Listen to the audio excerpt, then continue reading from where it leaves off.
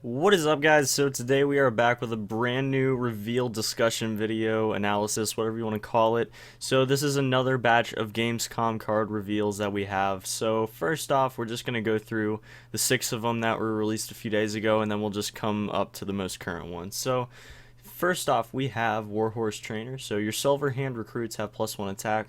Notice it's not an Inspire, it's no effect, it's an ongoing effect for as long as the card's on the field. So that means that you're going to be able to get value out of it for a few turns, but once it's removed, the actual effect fades away as well. That's probably very obvious to some of you, but to others, things kind of, like keywords kind of tend to be overlooked. So it's good to really point those little things out because that actually can make or break a card. So like, for instance, with this card, it's a 3-drop. Now, if it was a 4-drop and maybe it was a 3/4 and it had this, or a 2/5 and it had this effect, it would be much better because then it synergizes with a card that already creates some Silverhand recruits. So you'll have 3 of them out on the field on turn 3. You can play it on turn 4.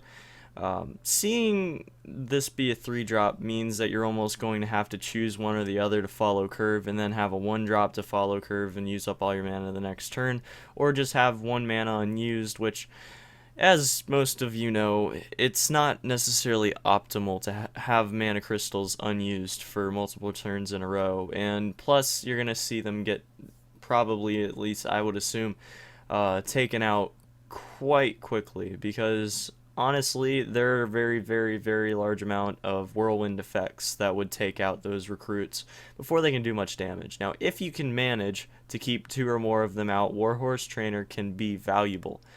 But in the case that it gets taken off and removed very quickly, it's not going to be value, and generally being a 2/4, I don't think that its effect sticks around long enough to be able to be value. I think it's going to be okay, but I don't think it's going to be a staple. Flash Heal has a lot of combo potential.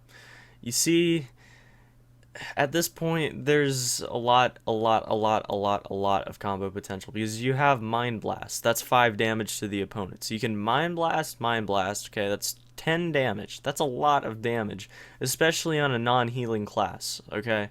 So when you think about it, that alone is a lot. Now, Flash Heal is a 1-drop. Restoring 5 health is a relatively powerful trick, but dealing 5 damage targeted is even more powerful than that. And the thing is there's a card called Oknai Soul Priest, and that combos quite well with Flash Shields, a targetable 5 damage for 1, which is absolutely ridiculous. It's obviously contingent on drawing an Oknai, but I'd say that given the ability to stall, I think that this is going to be a very powerful card. And seeing as you can restore 2 every single turn as a priest, I think that this is probably going to be pretty ridiculous. I'm sure we're going to see it on Trollden's channel sooner or later. It's just a really disgusting combo with Mind Blast. Anyways, moving on, we have Living Roots, a 1-drop, deal 2 damage, or summon 2 1/1 saplings. 1-drop, getting a 2/2 value out of it, or dealing 2 damage. It just gives another early game removal to Druid. I mean, it's okay. It's probably going to be a staple, honestly. I can see it being used as fodder. I can see it being used as early removal. It almost renders the 2 health 2-drops completely useless if you're going against a Druid, because you're going to have to deal with those really early on, and it's a 1-drop, so they're going to be getting value out of the card almost no matter what. So that's something to definitely take into account. Fist of Jaraxxus, I really think has a lot of potential. Obviously a targetable 4 damage for a random enemy. I mean, it's okay, but the thing is that it has synergy with existing cards. So when you play or discard this, so if you discard it with a card effect, so for instance you Soulfire face or Soulfire something that's on the field, you end up taking that out, and then you have a random 4 damage that goes to another enemy, and I I think that that has a lot of potential, especially with the Zulok deck because it relies so much on those few cards that discard cards and dealing, 4 to 8 damage depending on how many you have in your hand and how many get discarded.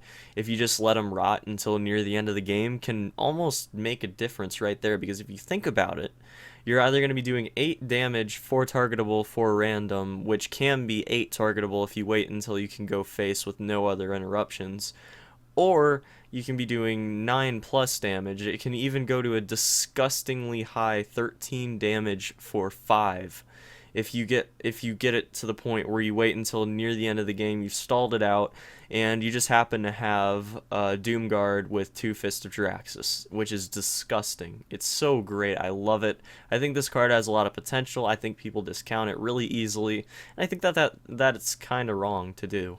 I think it does have a lot of potential to be played in Zulok right now.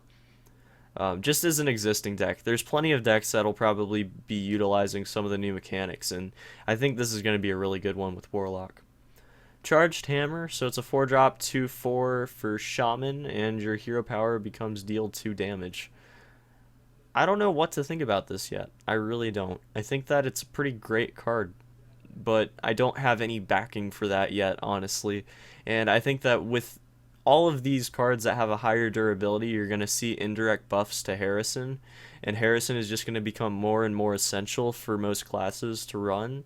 So with this, being that way, you're going to be able to get value out of Harrison, but there's going to be a contingent deal 2 damage hero power that drops once, that every single time consistently once you destroy the charged hammer. So I think that that's kind of a trade-off that's sort of neat that they added in, but honestly, it kind of scares me that they're buffing Shaman so much because Whirling Zap-O-Matic is probably my least favorite card in the game, and I don't want to see more mech decks that take advantage of it. And giving these removals, giving these new, more powerful spells and weapons, and just generally buffing the Shaman class as a whole is kind of terrifying, seeing as Mech Shaman is already pretty ridiculously good. And some of the cards they've revealed synergize completely with it, and this card just really, really does work very well, I think. It's going to obviously not be played in totem decks, if that becomes a thing, which I really hope it does, because that's actually really cool. But it probably will be played, and I think that we're going to see some sort of aggro shaman come out of this whole thing. I really do. I'm a little scared about it. Little scared. I think this is going to be a really good card, but I'm not sure yet.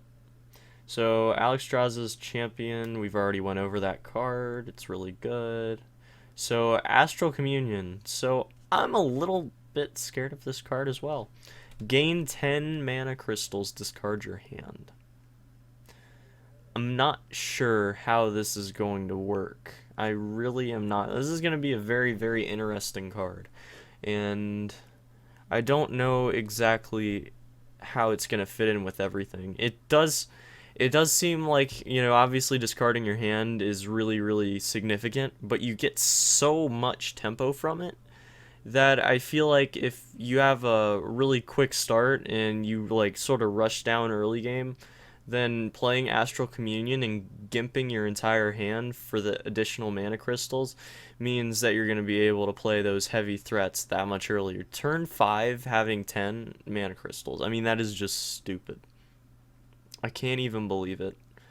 I really, really can't believe it. I think that this card is going to be insane. Probably going to be some crazy combo decks that come out of it, honestly. I think we're probably going to see some really trolly Deathwings drop, but, that's some situational stuff. I think that this card could have a mainstay in the meta and make Druid really, really, really, really relevant in the tier 1 decks. But I don't know how. After seeing this, been trying to think of reasons why it would be top tier and considered one of the best cards in the game. And I feel like it has a lot of potential, but I don't know how yet. And I think that's a problem with a lot of the cards in this, is that you have to try to think of ways they can be built around, not ways that can interject themselves into the actual meta right now. So I have a little bit of a difficulty with that because this is such a strange card that you almost need to play test it to be able to get some value out of it, or see if it's even possible to play and do well with. So with that said, I think it's a great looking card. It's fantastic in concept, and it might be really good, but I'm not sure yet. Of course, Crypt gets the really cool new card that, you know, everyone else would be really happy to reveal, but, you know, it happens. Love the card that Trump got to reveal. It was kind of funny. Anyways, okay, so we have Lance Bearer. 2-drop, Battlecry, give a friendly minion +2 attack. It's 1/2. So 1/2 for 2 is terrible, as you know, but give a friendly minion +2 attack. Just gives us another abusive that's a more permanent stick-around abusive, so it can give it to things that will stick around longer to be able to get more value out of it. If you can attack with that minion that you boost for a few turns, then I think that this has the potential to be pretty good, but otherwise, I really struggle to see why you wouldn't just run abusive and have it as a 1-drop instead of running this. If you run both, then I could probably see it being played. Possibly. Don't quote me on this, but Zulok maybe for just the early game stuff. I mean, I could see playing Voidwalker and then playing Lancebearer and getting a 3/3 and a 1/2 out by turn 2. I mean, I think that's pretty good. That's decent value. That's about 4-drop in value for 3. So I think that that's pretty good. I think it has potential, but until we can play with it, I'm not going to say that it's going to be a mainstay in the Zulok meta, or any other meta for that matter. I think that that's all it's going to really fit into, though, is Zulok or some sort of, I guess, more sticky aggro, and I say that in the sense like cards that'll stick around for a little while, not cards like Face Hunter where everything sort of dies with one really minor hit. So I think it's going to be a mainstay in decks like that, but I'm not really willing to commit to that yet. So moving on, we have another vote for 2 legendaries, a Mage legendary and a Warrior legendary. I'm pretty excited about those. We'll do that later on, I guess. We'll see. Pretty excited for it, though. Pretty excited. I like seeing legendaries, you know? There's always going to be really interesting stuff that comes out of it, and this is obviously going to be no different. So tweet that hashtag, and let's get them revealed, guys. So we have Cut Purse. When this minion attacks the enemy hero, notice it says attacks, not damages. So as soon as the attack procs, you get a coin put into your hand. I think that that's fantastic. I think it's going to be really good for bringing back into some of the more difficult rogue decks to play. I think that Oil Rogue is actually getting a buff with Cut Purse, because at that point you're just giving more potential to ramp up the damage and get more cards out quicker. So the more mana that you can get, excess mana that you can get, I feel like that just boosts those rogue decks in particular. That said, being a 2/2/2, you almost have to have it stick around until the next turn to be able to get value out of it, but I don't think that that's going to be too big of an issue. We probably will see it not do too well against Zulok and other decks, possibly Taunt Warrior if that becomes a thing. If that actually happens and everything, I could see taunt decks that have early taunts like Voidwalker and any other early taunts that might come from I don't know, Taunt Warrior, which I hope becomes a thing so much. Otherwise, I think it's going to be really good, and it could be a good late game play too as well, dropping a couple things down and then hoping that sticks to get value out of it. Otherwise, it almost has a pseudo taunt because you never want that to be played for too long. You don't want that to have the potential, if you're the opponent, to get value, because once it gets value, it's going to have a very heavy value. Suddenly, once you attack the enemy hero once, it's a 1-drop 2/2, and by that logic, it just keeps going down and down and down, and keeps getting more and more value. So you definitely want to get rid of it early so it has a pseudo taunt to it, but I think it's going to be pretty good if taunt meta doesn't become a thing, which I hope it does. But, that's up in the air as we haven't play tested yet. So going on, we have the final card that I am extremely excited about, that everyone just seems to think is the worst card in the world, Dreadsteed. So, if, and this is a big if this card does not get silenced, then you can Baron it, smash it into something, and get 2. If Baron doesn't die the next turn, then you can smash them into something and get 4. And there's no way that your opponent's going to be able to deal with that. It's never going to leave the field, because once it's destroyed, it's just gonna come back. There's no way to bring it back. I love this card. I think it's a fantastic concept. And if it was a 1-2, I think it'd be a mainstay in the meta. If being a 1-1, it's the lowest it can possibly be. You're basically paying 4 for a possible destruction in your tempo as a cohesive deck.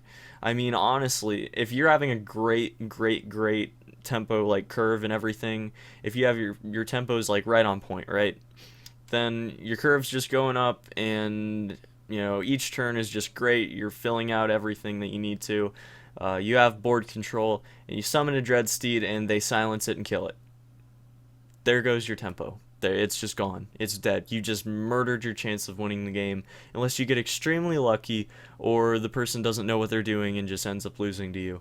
I totally see this being played. I think it has some potential for really great combos, and if it was a Shaman card, I would be so excited for it. You guys have no idea. Unfortunately, it's a Warlock card, so being a demon, it might have some synergies. I'm definitely going to get 2, and I'm going to put it in a deck with Baron, and I'm going to try my best to make this thing work, but I don't know if it will or not. I think it has a lot of potential, but I'm not sure yet. And just the reusability, it has to attack. I think someone calculated out the value on the imps from Implosion, right? So I think that someone calculated out the value of it, and it's like 0.66 mana per imp, so that would put this at having to attack 5 times to be able to get value. And that is possible, but it's probably not likely unless you can get more than one on the field. That you have to throw out that quick, silence, or it's going to end up being really valuable in the long run. Of course, this is assuming everything goes to the long run, and assuming that it doesn't get silenced right off the bat and killed, so you lose your turn 4 and just drop all your tempo out. I really want this to work, though. I have lots of hopes for this card. I don't know how it's gonna work yet. And I know a lot, it's kind of funny, because you go to the Hearthstone subreddit, right? Just the main one, the main hub, and everyone's hating on this. They're saying it's the worst card that was made in the set so far, possibly even the game as a whole. The worst card ever created. Like, just disgusting smashing on this card, alright? And there's not even an attempt to understand how it could possibly be used in the meta, or even in any deck overall. I went through that whole thread, and I don't think I saw one person suggest Baron right off the bat. So I was like, why wouldn't you synergize it with Baron? It has possible synergy with that. You could get crazy value on it. 4-drop for 2 unkillable 1/1s that you're going to have to silence to get rid of. I mean, that sounds really good to me. And I guess people didn't like that, so I went over to the competitive Hearthstone subreddit, and that hub was like fantastic. They were like trying to find ways that it could fit into the current meta, or even better yet, fit with cards that aren't even used in the meta that just exist or we know exist from this expansion. I'm really excited about the possibilities of using it with Baron again, but I don't know. It has potential. It has a lot of potential. I just don't know yet. Oh god, the hiccups. Anyways, that about wraps that one up. When the new legendaries come out, I'll throw together a quick video on that after I figure out some synergies for them, obviously. But Dreadsteed, I'm very excited about. I really want this to work. I mean, honestly, if you just dropped a Mal'Ganis right afterwards, it's going to be a 3/3 for 4 unkillable until they kill Mal'Ganis, and I think that that's pretty great on its own. Not to mention the immunity, but that's already something we know about and enjoy well. But I think that this fits in Demon Lock. I think I'm going to make a really big budget Demon Lock once this set hits. I'm going to be pre-ordering the 50 packs, and I'm hoping that I can pull a couple legendaries or just a lot of epics and rares that I can dust and make some solid Warlock decks, because I really do think that despite what people are saying, that there's a lot of potential with the new Warlock cards, and I really want to see how they work. So yeah, vote for Dreadsteed, and I'll see you guys in the next video. I hope you guys have a fantastic day. Don't forget to comment if you have anything to say, and subscribe if you enjoy the video. Until next time, have a fantastic day. Peace.